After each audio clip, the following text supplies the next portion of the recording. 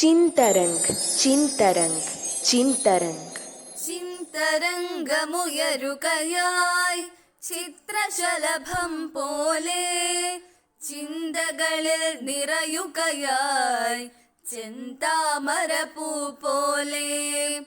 ചിന്തരംഗമുയരുകയായി ചിത്രശലഭം പോലെ ചിന്തകളിൽ നിറയുകയായി ചെന്താമരപ്പൂ പോലെ. അറിവായി നിറവായി അക്ഷയഖനിയായി ഉയരുകയായി ഉയരുകയായി തരംഗമുയരുകയായി ചിന്തരംഗമുയരുകയായി ചിന്തരംഗമുയരുകയായി ചിത്രശലഭം പോലെ ചിന്തകളിൽ നിറയുകയായി ചെന്താമരപ്പൂ പോലെ. ചിന്തകളിൽ നിറയുകയായി ചെന്താമരപ്പൂ പോലെ. കേൾക്കൂ കേൾക്കൂ കേട്ടുകൊണ്ടിരിക്കൂ നിങ്ങളുടെ സ്വന്തം radio ചിന്തരംഗ്. Hari Om. Welcome to Chintarang. Today, +1 students is conducting the Chintarang.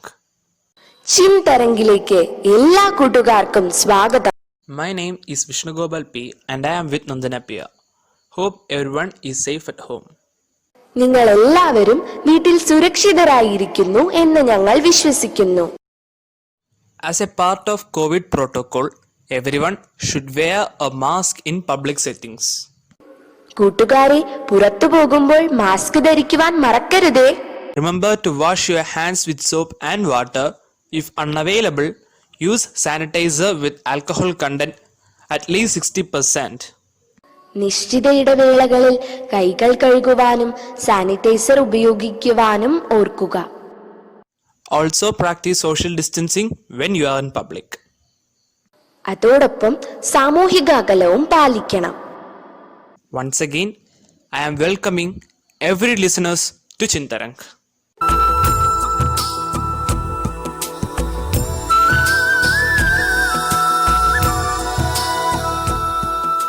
Now, I invite our Vice Principal Srimati Smita Bose teacher to encourage and motivate us with her inspiring words. Hari Om children. I'm so happy. Do you know why is it? It is because Chintarang, the FM radio of our Vidyalaya, bounced back after a long gap. Are you waiting for a chance to get engaged? Don't miss it. Here again you got a chance for entertainment, to entertain the audience with diverse and unique range of programs. In fact, this is what we expected. Informative ideas can be shared and therefore you can update your skills and deepen the engagement. See children, it's not very easy to perform a program without planning. So planning and presenting things requires a great deal of teamwork. നന്ദി teacher.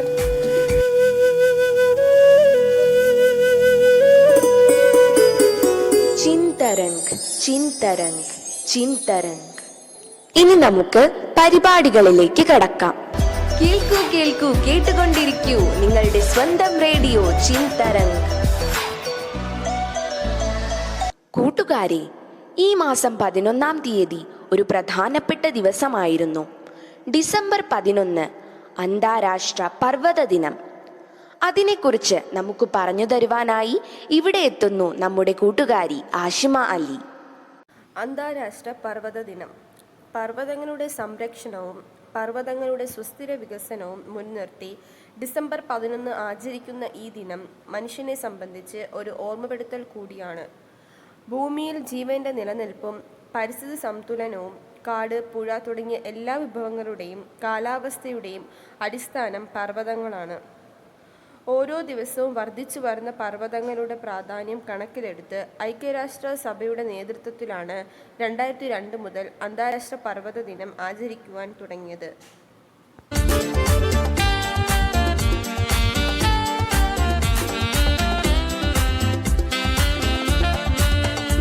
ഇന്ന് December 14 ഊർജ സംരക്ഷണ ദിനമാണ്.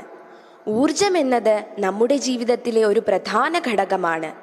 ഇനി നമ്മുടെ കൂട്ടുകാരി നവമി നായർ ഊർജ സംരക്ഷണത്തിനെ കുറിച്ച് നമുക്ക് അവബോധം നൽകാനെത്തുന്നു. നമസ്കാരം. ദേശീയ തലത്തിൽ ഡിസംബർ 14 ഊർജ സംരക്ഷണ ദിനമായി ആചരിക്കുകയാണ്. അർദ്ധ സർക്കാർ സ്ഥാപനങ്ങളുടെയും സന്നദ്ധ സംഘടനകളുടെയും നേതൃത്വത്തിൽ രാജ്യവ്യാപകമായി ഊർജ സംരക്ഷണ പരിപാടികൾ നടക്കുന്നുണ്ട്. കേരളത്തിൽ വൈദ്യുതി വകുപ്പ്, energy management centre, smart energy programme, ANERT, Vikaspedia തുടങ്ങിയവയുടെ നേതൃത്വത്തിൽ ഊർജ സംരക്ഷണ ദിനാചരണ പരിപാടികൾ സംഘടിപ്പിക്കുന്നുണ്ട്. ഊർജ സംരക്ഷണം എന്നത് ഇന്ന് ഒരു ആഗോള ആവശ്യമായി മാറിയിരിക്കുകയാണ്. ലോകരാജ്യങ്ങളിലും ഇതിനുള്ള പദ്ധതി ആവിഷ്കരിച്ച് നടപ്പാക്കി വരുന്നുണ്ട്. 2001 മുതൽ ഇന്ത്യയിൽ ബ്യൂറോ ഓഫ് എനർജി എഫിഷ്യൻസിയുടെ നേതൃത്വത്തിൽ ഊർജ സംരക്ഷണ നിയമം നടപ്പാക്കി വരുന്നു. ഊർജത്തിന്റെ ഉപയോഗം സംബന്ധിച്ച് ജനങ്ങളെ ബോധവാന്മാരാക്കുക, ഊർജ ഉപയോഗം പരിമിതപ്പെടുത്തുക, അനാവശ്യ ഊർജ ഉപയോഗം ഇല്ലാതാക്കുക, പാരമ്പര്യേതര ഊർജ സംവിധാനങ്ങളും ഊർജ മാർഗങ്ങളും ഉപയോഗപ്പെടുത്തുക തുടങ്ങിയവ നമ്മെ ഓർമ്മപ്പെടുത്തുകയാണ് ഈ ദിനം. ഊർജ സംരക്ഷണത്തിനായി നമുക്ക് ഏതൊക്കെ മാർഗങ്ങൾ അവലംബിക്കാമെന്ന് നോക്കാം. കാറ്റിൽ നിന്നുള്ള വൈദ്യുതി ഉൽപാദനം ഒരു പ്രധാന മാർഗമാണ്. LED ബൾബുകളും ഫ്ലൂറസെന്റ് ലാമ്പുകളും ഉപയോഗിക്കുന്നതിലൂടെ വീടുകളിലും പൊതു ഇടങ്ങളിലും വൈദ്യുതി ലാഭിക്കാം. സൗരോർജം പരമാവധി ഉപയോഗപ്പെടുത്തുന്നതിന് സോളാർ പാനലുകൾ സ്ഥാപിക്കാം.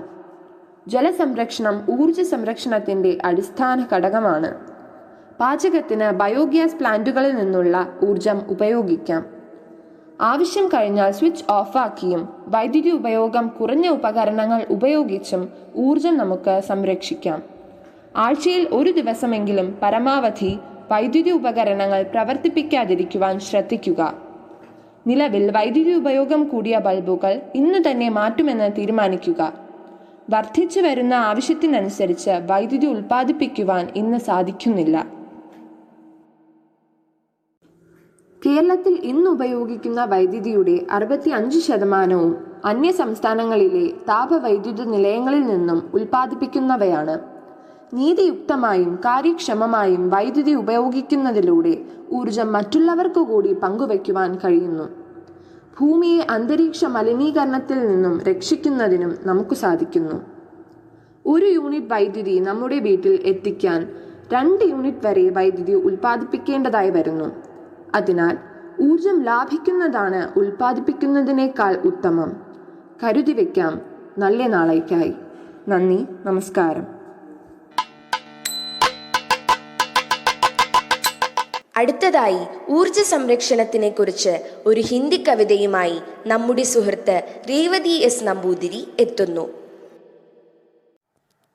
वाहन कम चलाओ, तुम बिजली बचाओ, ऊर्जा संरक्षण करो बचाओ, तुम अपने भविष्य का बचाओ, डीजल पेट्रोल को तुम बचाओ, जीवन में तुम आगे बढ़ते जाओ, ऊर्जा संरक्षण के लाभ को समझते जाओ, भविष्य में तुम खुश होते जाओ.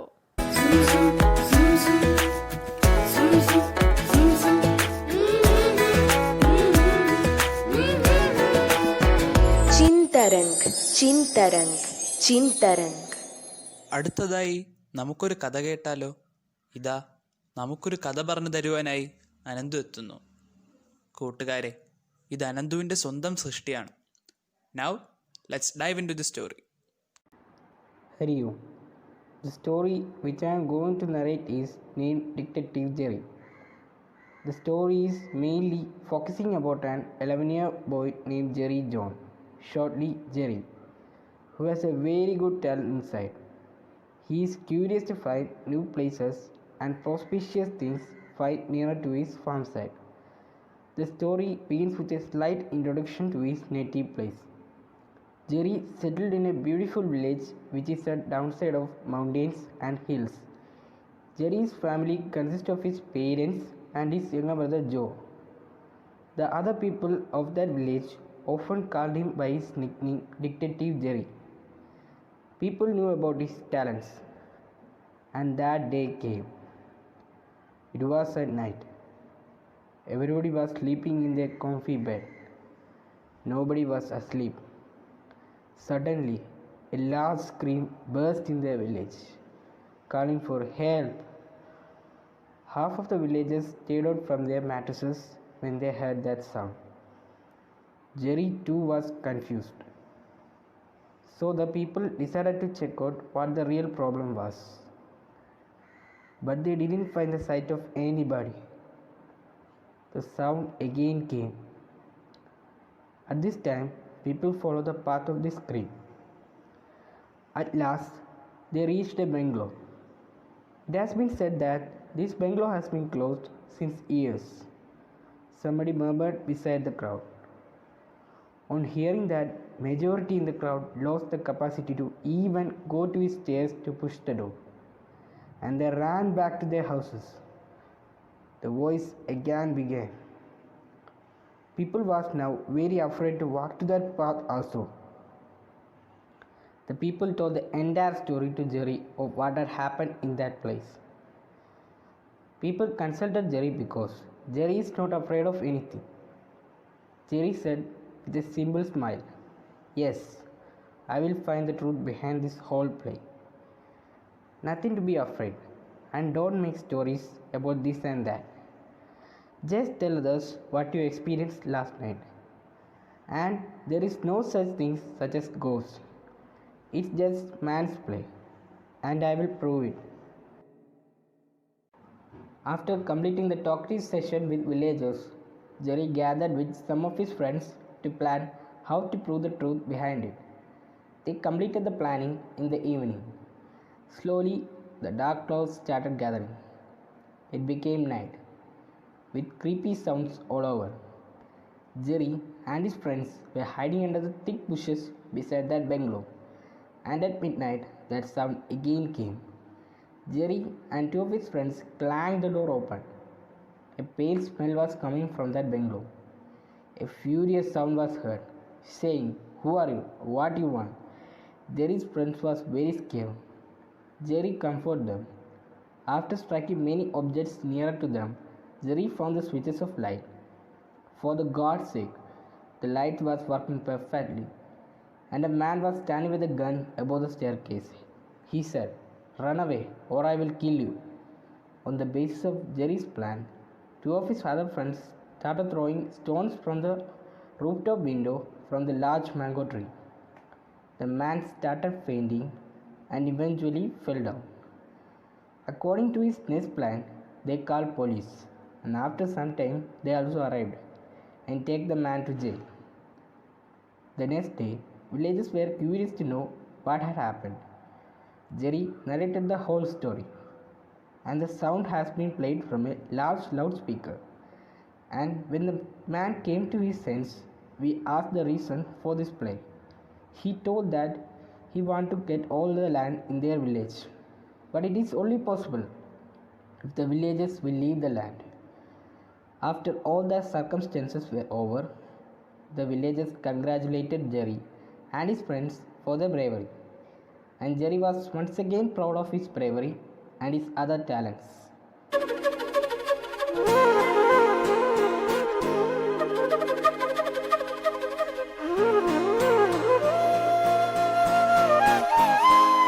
താനാരോ തന്താനാരോ തന്താനാരോ താനാരോ താതിന്നോ തന്താനാരോ തന്താനാരോ താനാരോ. ഇനി നമ്മുടെ കൂട്ടുകാരി ഭാഗ്യലക്ഷ്മി ദേശീയ കർഷക ദിനത്തിനെ കുറിച്ച് നമുക്ക് മനസ്സിലാക്കി തരുവാൻ എത്തുന്നു. ഹരി ഓം. കർഷകർക്കായി ദേശീയ തലത്തിൽ ഒരു ദിവസമുണ്ട്. അതാണ് ഡിസംബർ 23. ഇന്ത്യയുടെ മുൻ പ്രധാനമന്ത്രി ശ്രീ ചൗധരി ചരൺ സിംഗിൻ്റെ ജന്മദിനമാണ് കർഷക ദിനമായി തിരഞ്ഞെടുത്തത്.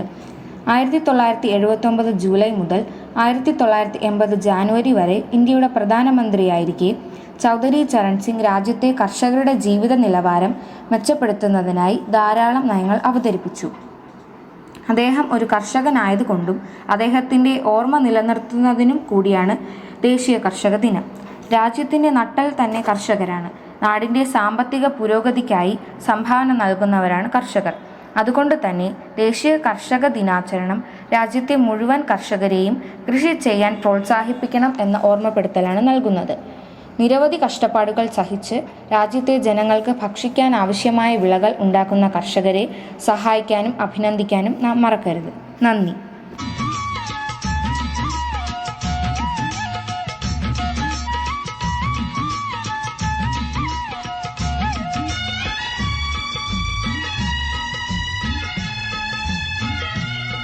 ഡിസംബർ 25 തപോവന ജയന്തിയാണ്. തപോവന ജയന്തിയെക്കുറിച്ച് ഐനയ്ക്ക് പറയാനുള്ളത് നമുക്ക് കേൾക്കാം. हरिओम. स्वामी तपोवन महाराज चिन्मय आंदोलन के सूत्रधार स्वामी चिन्मयानंद के गुरु थे. स्वामी तपोवनम एक कठोर शिक्षक, कवि और शांति के संत थे. वे आत्मज्ञान का एक प्राचीन ग्लेशियर थे जो सर्वोच्च क्रम का संत था. स्वामी चिन्मयानंद ने अपने गुरु के बारे में कहा, वे मंदिर के बिना भगवान थे, भाषा के बिना वेद. सत्य की खोज करने के लिए उन्होंने घर छोड़ दिया. 7 वर्षों तक उन्होंने वैदिक शास्त्रों का गहन अध्ययन किया और कठिन तपस्या की. भिक्षुओं, गृहस्थों, तीर्थयात्रियों ने उत्तर काशी में लगातार आत्म साक्षात्कार करने वाले गुरु की उपस्थिति में रहने और सीखने की कोशिश की. जब स्वामी तपोवनम ने एक निवासी शिष्य को स्वीकार किया तो बात को सबसे कठिन परिस्थितियों में प्रशिक्षित किया गया.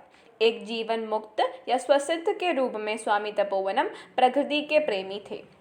उनके कार्यों में हिमगिरी विहारम और कैलाश यात्रा प्रकृति के उनके आनंदपूर्ण और भावपूर्ण प्रस्तुतिकरण को दिखाता है. ईश्वर दर्शन उनकी आत्मकथा है जो संस्कृत में लिखी गई है. स्वामी तपोवनम ने आध्यात्मिक जीवन के आदर्शों और व्यावहारिक स्थितियों में अनुशासन सिखाने का अवसर कभी नहीं गंवाया. उनका लक्ष्य अपने दैनिक दिनचर्या में भी भौतिक चिंताओं से परे छात्र के दिमाग को चालू करना था. प्रिय दोस्तों, कालिदास ने ठीक ही कहा है, यदि गुरु अयोग्य शिष्य चुने तो उससे गुरु की बुद्धिहीनता ही प्रकट होती है.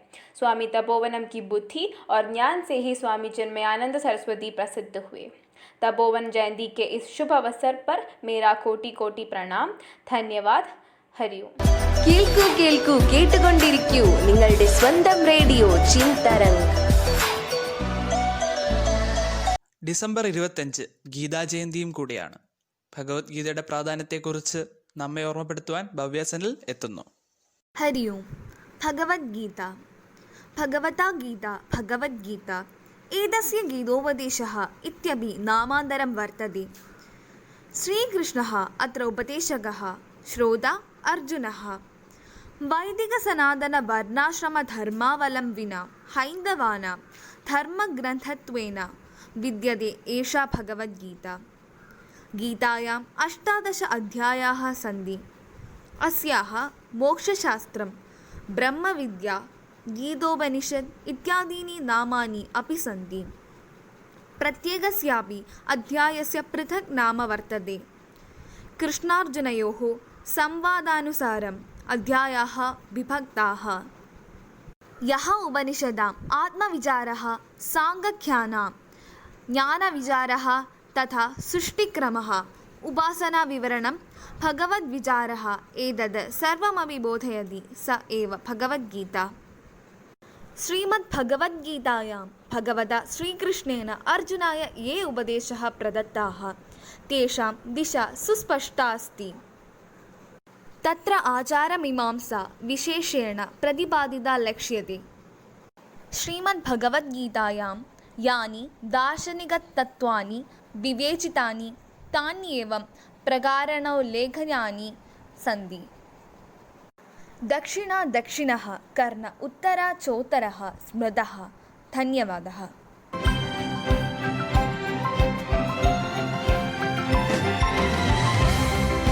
सकल शुककुल विमल तिलकित कळेबरे सारस्य पीयूष सार सर्वस्वमे कथय मम कथകളതി സാദരം കാകുൽസ്ഥലീലകൾ കേട്ടാൽ മതിവരാ.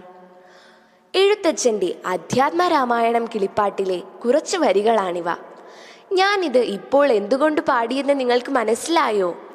അതേ കൂട്ടുകാരെ, ഈ മാസം 31-ാം തീയതി തുഞ്ചൻ ദിനമായാണ് ആചരിക്കുന്നത്.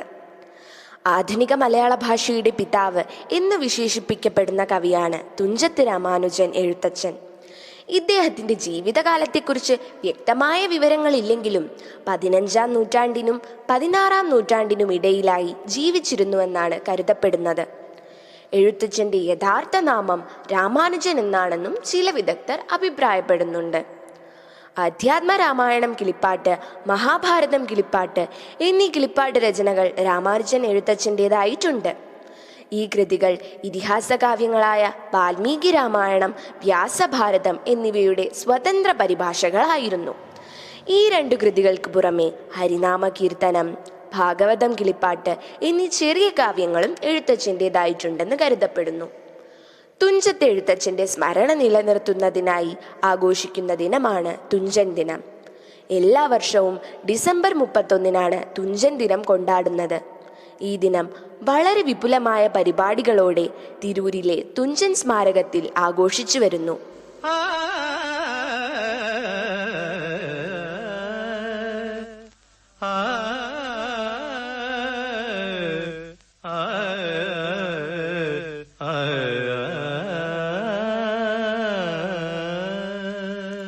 നിങ്ങൾക്ക് പറക്കാൻ കഴിയില്ലെങ്കിൽ ഓടുക, ഓടാൻ കഴിയില്ലെങ്കിൽ നടക്കുക, നടക്കാൻ കഴിയില്ലെങ്കിൽ ഇഴയുക, എന്തുതന്നെയായാലും മുൻപോട്ട് തന്നെ നീങ്ങുക. ഇതോടെ ചിന്തരംഗ് ഇവിടെ പൂർണ്ണമാകുന്നു. നന്ദി. ഹരി ഓം. ചിന്തരംഗ് ചിന്തരംഗ് ചിന്തരംഗ്.